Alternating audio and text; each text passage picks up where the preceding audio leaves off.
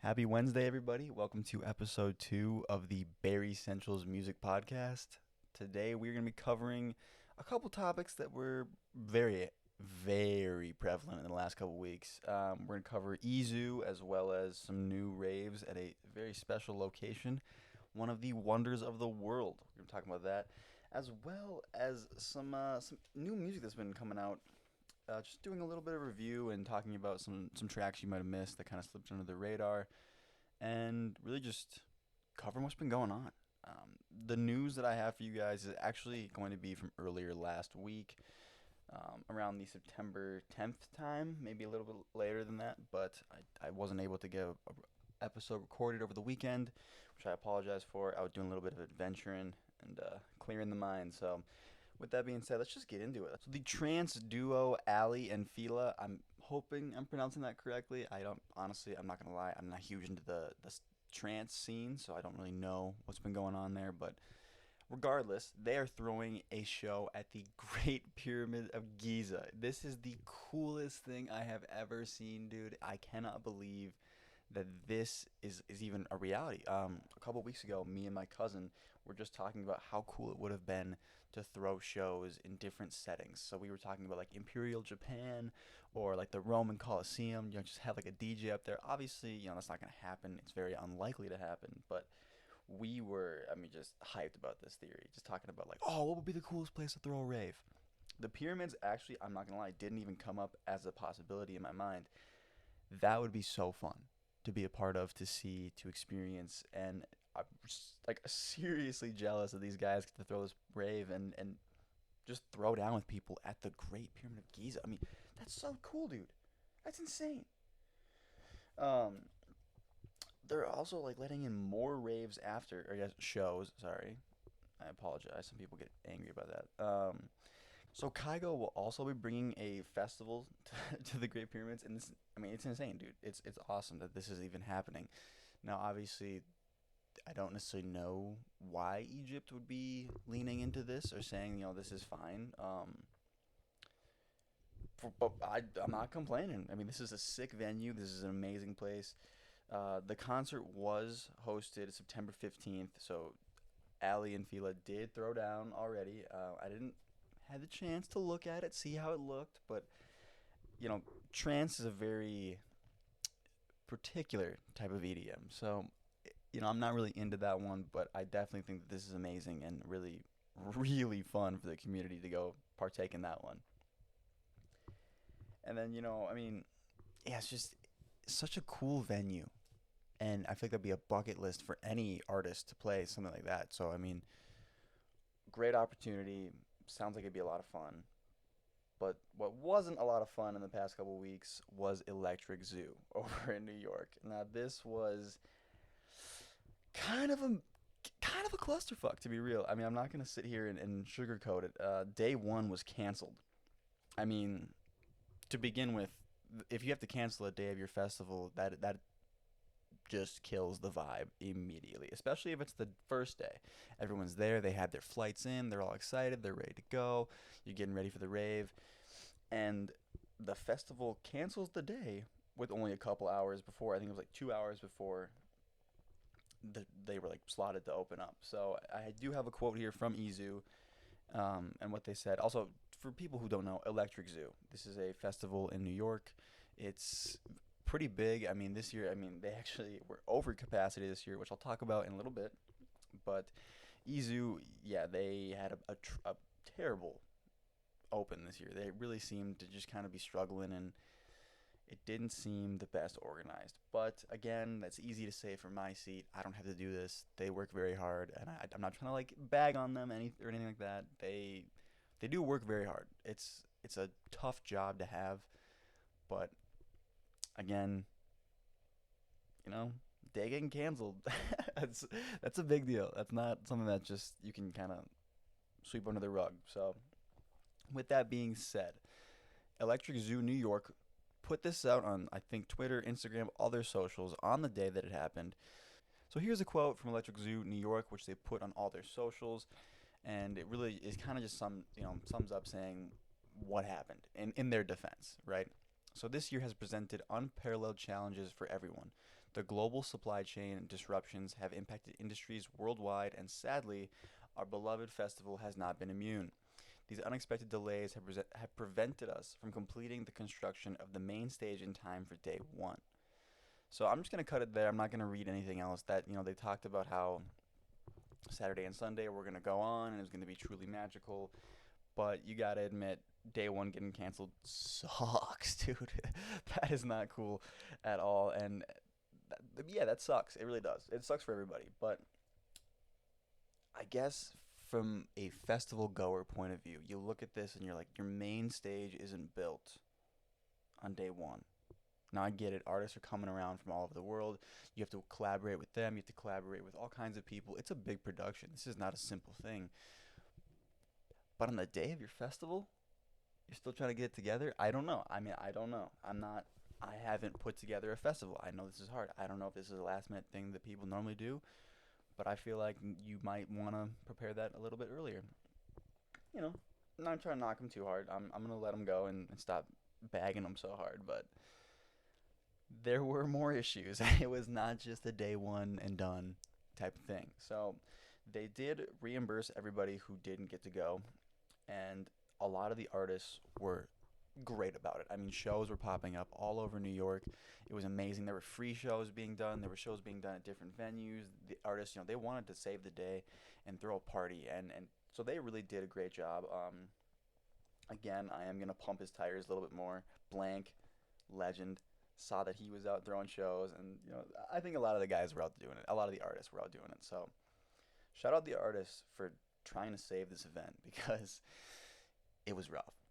With that being said, I just kind of want to go over some of the day one artists that people like would have gone to see. These were not small names. These were some big time EDM legends. So one that everybody's gonna know is the Chainsmokers. They were there. KX5, which is Dead Mouse and Cascade. Very, very fun collaboration whenever you get to see them.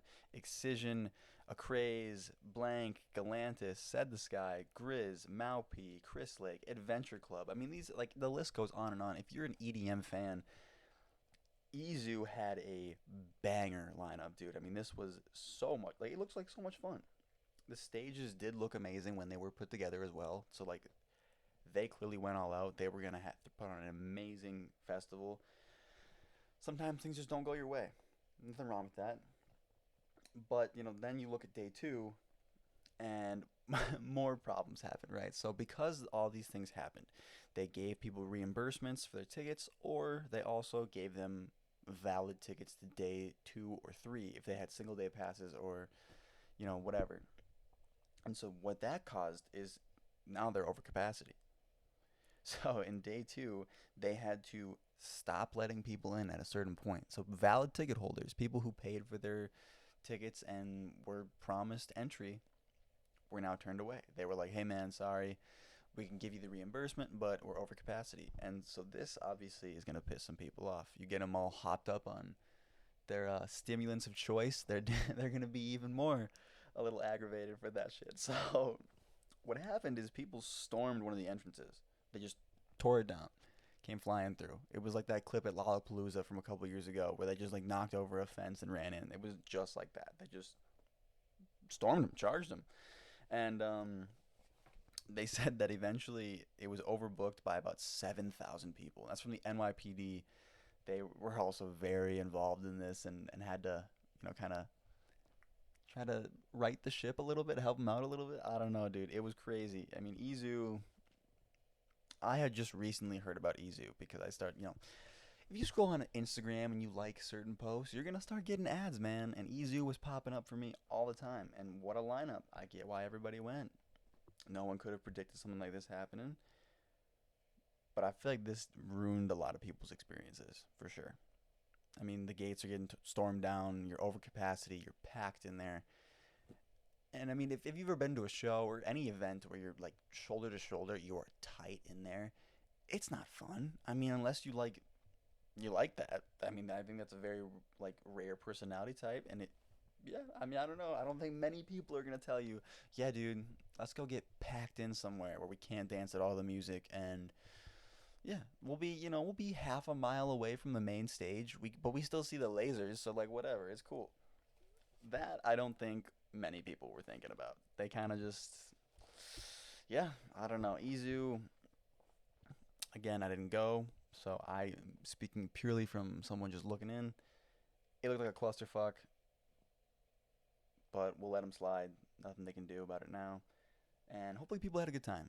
There were a lot of big names there. It looked like a very fun time still, so hopefully people found a way to have a good time and enjoy themselves for sure. So in other EDM news from the past couple of weeks, we have Chris Lake. He was throwing a show out somewhere in Florida. I think it was southern Florida.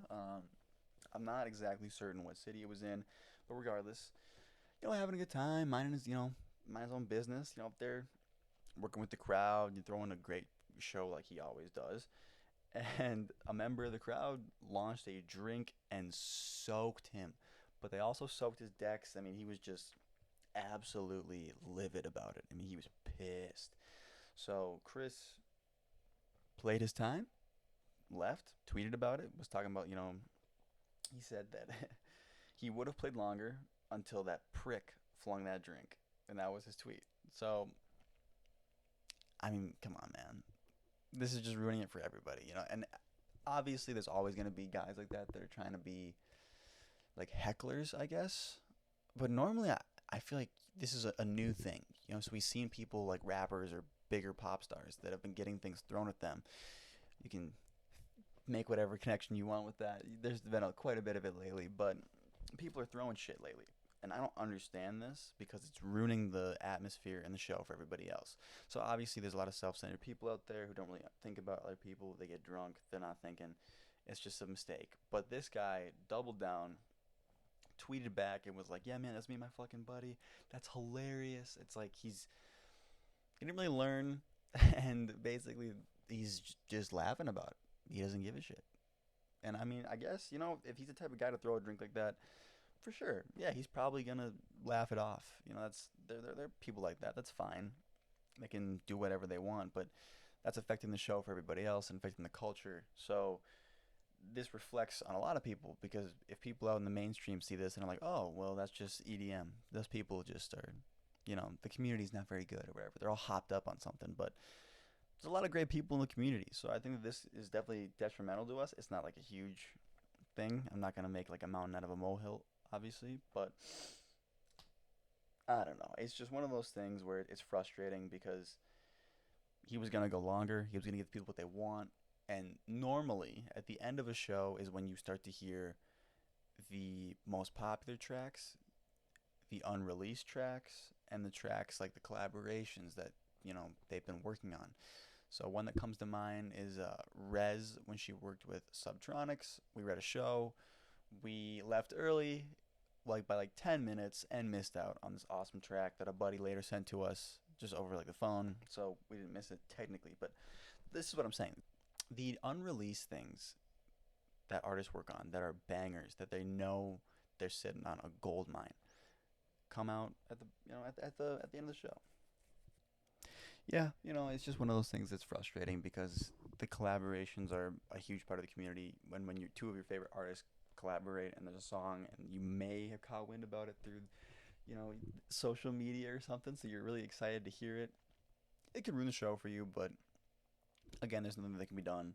And I think this is just typical, people being drunk and stupid. So, not gonna give that guy any more attention because he doesn't need it. He got his moment. He's good. Some new releases from the past week that I think you guys are going to love. So we have a big drop by the Chainsmokers, which was a song called Summertime Friends. This is more of a pop vibe. I've listened to it a lot. It's a really good song. Give that a listen. If you're into electro house, go listen to Hold Me by Boombox Cartel. That's a good one. Another song also in the electro, more like pop side, is Sick of Myself by Weethan with Nessa Barlett? I don't know. I can't read my handwriting. I apologize. I'm sorry. I have chicken scratch handwriting. Regardless, also in the electro house genre is That's Right by Nitty. Big drop. I was a fan of that one. Or Vogue by Noizu. Tech house kind of vibe. So there's a lot of different like house vibes you can get from the last week. Now, the song that I really want to hype up and promote is "Do or Die" by Lazewo. This is more of like like a indie meets like electric pop kind of vibe. So this was a great song as well. Definitely recommend checking that out. So my artist of the week recommendation for you guys is gonna be my boy Reaper. Reaper has been killing it in the drum and bass genre lately. He's kind of been really leaning into the America drum and bass culture. So he's been down. I think he's been throwing a lot of shows like in California. San Jose was the big one lately that he threw, as well as just he's also been doing some work with Nightmare. I think on like the Nightmare's Sonic Wars tour, and then he also is going to be collaborating with a bunch of different artists as like support. So he's a really fun artist to listen to. He's got a lot of songs that I think people would really like. His song "Monster" with Josh Rubin has been one of the bigger ones lately. A lot of people like that. His song "I Miss You," which is just "IMY" if you're gonna look it up, "IMY" by Reaper. That one's really good as well. And then he did just release a new song called "Black Fire," and I am a big fan of that. I wouldn't say it's his best, but it's Black Fire's. Sorry, yeah, it's not his best, but it's definitely up there, and I'm a big fan and recommend that for anybody who's into drum and bass or looking for something new to listen to. Go give Reaper a chance, and yeah, he's gonna be awesome. I'm gonna get the opportunity to see him soon, so itching for that day, and man, it's gonna be a fun time. So guys, I think that about sums it up. We're gonna end the episode today. I just want to say, take care of yourselves, guys. Make sure you're checking in with your friends and really just keep being happy. I think that's a big message that a lot of people need to promote at the end of every video instead of being like, focusing on other things. Take a second after you're done listening to this, just kind of see what you might need, take stock of where you're at, and yeah, just keep enjoying life.